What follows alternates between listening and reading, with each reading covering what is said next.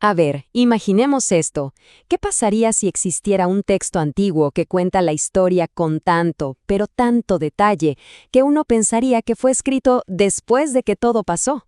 Bueno, ese es exactamente el enigma que nos presenta el capítulo 11 de Daniel, un texto que ha sido un verdadero dolor de cabeza para historiadores y expertos por siglos. Y es que de verdad, la crítica principal que se le hace es esa. La gente lo lee y dice, a ver, no puede ser, es demasiado exacto, da demasiados detalles. El nivel de precisión sobre quiénes eran los reyes, qué guerras pelearon, las alianzas que hicieron, es tan increíble que muchos simplemente concluyen que es imposible que se haya escrito como una predicción. Entonces, esto nos deja con dos formas de verlo.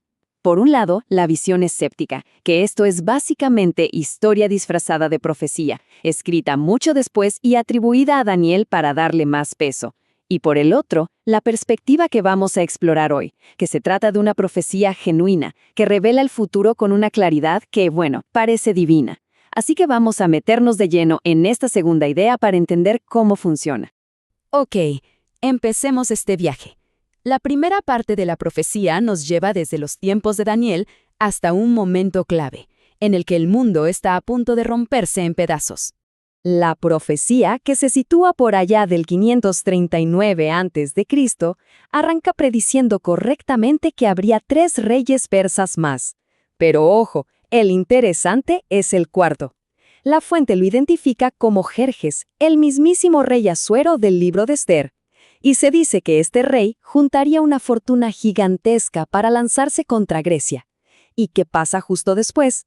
Aparece una figura enorme, un rey valiente, que la historia reconoce al instante como Alejandro Magno, el que simplemente arrasó con todo el imperio persa. Pero la cosa con Alejandro Magno es que su imperio fue como una estrella fugaz. Muere de repente, con solo 32 años, y, tal como dice la profecía, su gigantesco reino no se lo queda a su familia, no. Se rompe, se divide. ¿En cuántas partes? Exactamente en 4. Repartido entre sus 4 generales más importantes. Y es justo aquí donde se pone la mesa para el resto de la historia. De esos 4 pedazos del imperio, 2 se van a convertir en los grandes protagonistas de una lucha de poder que va a durar por siglos. Y aquí empieza la gran novela, la pelea entre el rey del norte y el rey del sur. ¿Y quién creen que quedó atrapada justo en medio, sirviendo de campo de batalla para estos 2 gigantes? Exacto, la tierra de Israel. Para que nos ubiquemos en el mapa, el rey del norte se refiere a la dinastía de los Seleucidas, que controlaban lo que hoy es más o menos Siria. Y el rey del sur eran los Ptolomeos, que gobernaban desde Egipto. Estos 2 son nuestros personajes principales. Y lo que sigue es una trama que parece sacada de una serie de intriga política. Para tratar de hacer las paces, casan a una princesa del sur, Berenice, con el rey del norte. Pero claro, la primera esposa del rey, Laodice, se siente humillada y no se queda de brazos cruzados. En un giro dramático, se venga envenenando al rey y matando a Berenice. Y como era de esperarse, esto desata la furia del sur, y el hermano de Berenice invade el norte para vengar su muerte. Un ciclo sin fin de guerra, traición y venganza, todo detallado en el texto. Después de tantas idas y venidas, de alianzas rotas y traiciones, la profecía pone el reflector sobre un personaje en particular, uno que la fuente identifica como el gran clímax de esta parte de la historia, un rey del norte especialmente despreciable. Se trata de Antíoco IV Epífanes, a quien el texto llama un personaje despreciable. Él llega al poder y, en su afán de expansión, intenta invadir Egipto, pero se topa con un nuevo jugador en el tablero, el creciente poder de Roma, que lo detiene en seco y lo humilla. Lleno de rabia y frustración, ¿hacia dónde dirige toda esa furia? Hacia Jerusalén. Y ahí es donde comete el acto conocido como la abominación desoladora. Pero, ¿qué es exactamente eso de la abominación desoladora? Bueno, según la fuente, fue el momento histórico en el que Antíoco entró al templo sagrado de Jerusalén y lo profanó por completo.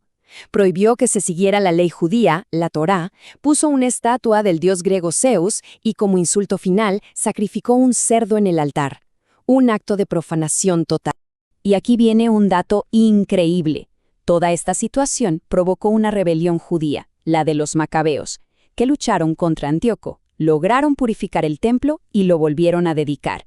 Y esa celebración, según la fuente, es el origen de una fiesta que se celebra hasta el día de hoy, Hanukkah. A ver, con un cumplimiento histórico tan específico que hasta da origen a una festividad milenaria, uno pensaría, listo, aquí se acabó la profecía. Pero el texto sigue. Y aquí es donde uno se pregunta, ¿y si todo esto que pasó fue solo la primera parte de algo mucho más grande? Y es justo en este punto donde la interpretación da un giro de 180 grados. Porque la fuente que analizamos sostiene que lo que vimos no es solo historia. Es un patrón. Es un modelo para eventos que todavía no han sucedido. La idea de fondo es la de un doble cumplimiento. Es como si Antíoco Epífanes, esa figura histórica, fuera solo un arquetipo, un ensayo general para una figura futura, una de los últimos tiempos. La profanación del templo en el pasado apuntaría a un conflicto final a escala global.